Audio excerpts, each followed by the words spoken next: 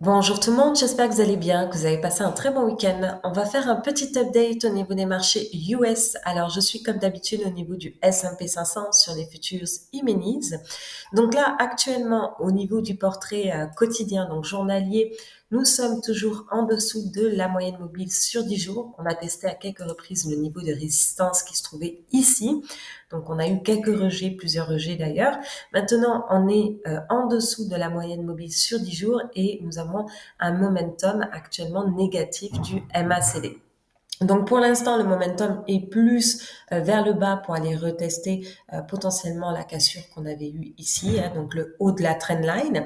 Mais si on repasse et qu'on arrive à casser ce petit niveau de résistance-là, euh, bien évidemment, on pourrait aller au prochain niveau de résistance. De manière globale, sur la grande photo, je pense qu'on va rester toujours à l'intérieur de ce range-là, le temps que les choses s'équilibrent entre l'inflation, le contrôle de l'inflation et bien évidemment la politique monétaire.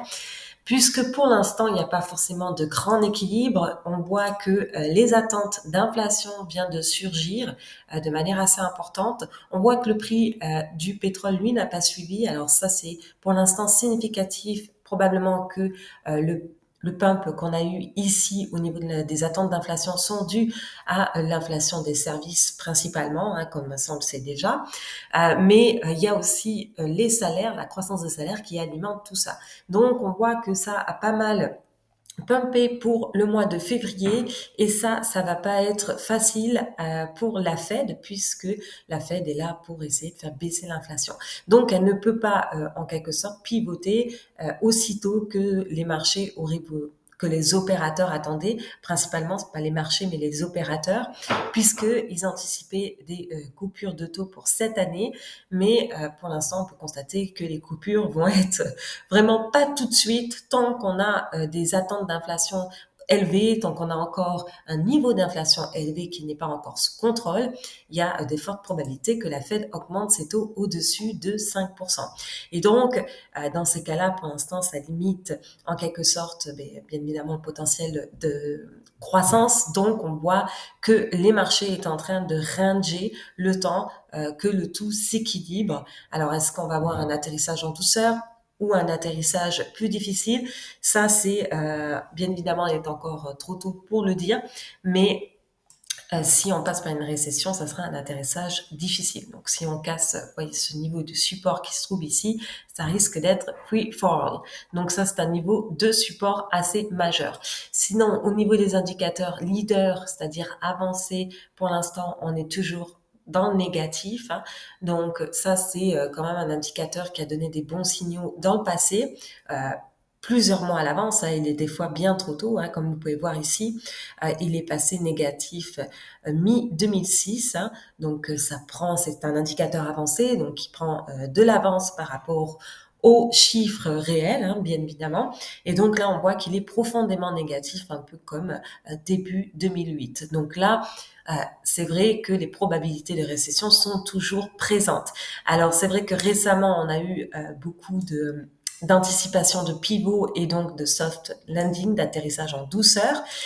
Il faut savoir que il en était de même en 2007 ou en 2001. On voit que les perspectives d'un soft landing étaient favorables puisqu'on peut voir comment dire, le pump au niveau des anticipations d'un soft landing. Et là, c'est un petit peu pareil aussi. Alors, c'est pas parce qu'il y a maintenant des anticipations de soft landing que ça va potentiellement se passer automatiquement. Il faut faire assez attention puisque pour l'instant le potentiel de croissance est limité, donc il est limité aussi sur les marchés, puisque ça se reflète au niveau des entreprises avec des taux élevés.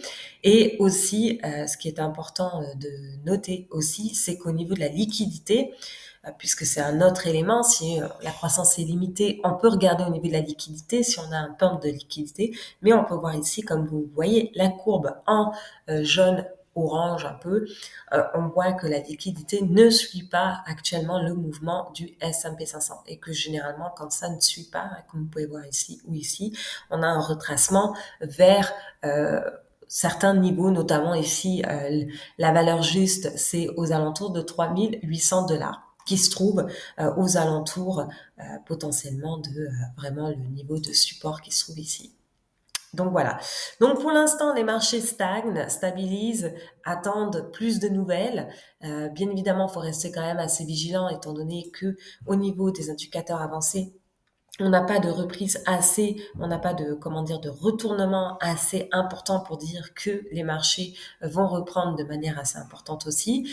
Et aussi, il faut savoir que pendant donc comment dire les ralentissements de croissance, hein, on voit que les marchés sont très souvent beaucoup plus volatiles. Donc là, vous pouvez constater, c'est en jaune orangé de nouveau. Hein, on voit que c'est là où on a souvent des niveaux de drawdown plus importants, hein, comme vous pouvez constater, dans les périodes qui sont de ralentissement de croissance.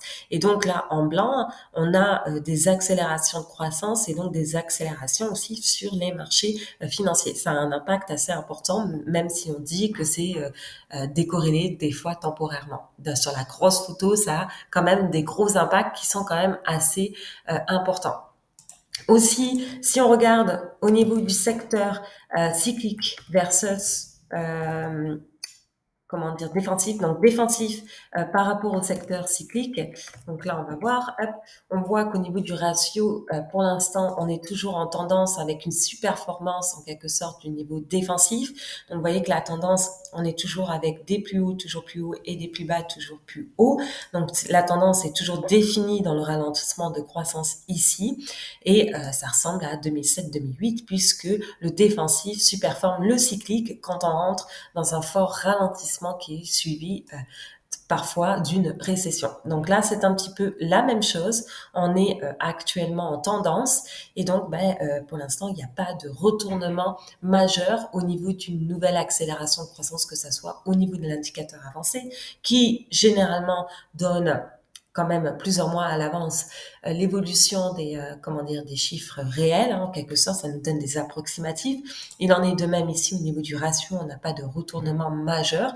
Et au niveau du S&P 500, on est toujours aussi en quelque sorte en train de stagner à l'intérieur de ce gros range ici, où des anticipations de pivot ont été faites, mais que ces anticipations-là vont être très rapidement, le joie d'une anticipation de pivot va très rapidement se retourner quand on voit le pump des attentes d'inflation qui est en train d'augmenter. Donc ça, c'est quand même assez dangereux puisque ça veut dire quoi? Ça veut dire que la Fed n'est pas encore assez restrictive et qu'elle va rester avec une politique restrictive plus longtemps qu'on ne le veut s'il n'y a pas entre-temps de récession, par exemple. Donc ça peut durer plus longtemps qu'on le veut. Et donc le potentiel de croissance est limité et donc les marchés stagnent actuellement à ce niveau-là. Il en est de même aussi, on peut regarder tout ce qui est des obligations à haut rendement, qui sont des obligations un peu plus risquées. Et il en est de même, d'ailleurs, le mouvement a été un peu plus négatif sur les obligations à haut rendement, mais on voit que ça stagne aussi. Et d'ailleurs, si on va sur le mensuel, on voit que pour l'instant, ça peut ressembler à ce qu'on appelle un bear flag. On voit ici que pour l'instant, c'est pas, ça ressemble plus à un rebond technique qu'à une reprise vraiment plus importante. Vous voyez ici, on voit que c'est un rebond qui prend pas mal d'élan. Là, c'est pareil, un rebond qui prend pas mal d'élan. Là aussi, et ça, généralement, ces rebonds-là sont souvent significatifs aussi d'accélération de croissance, donc ça aide. Même ici. Et là, on voit que le rebond est pas très puissant. Donc, faut faire quand même assez attention à ce niveau-là aussi.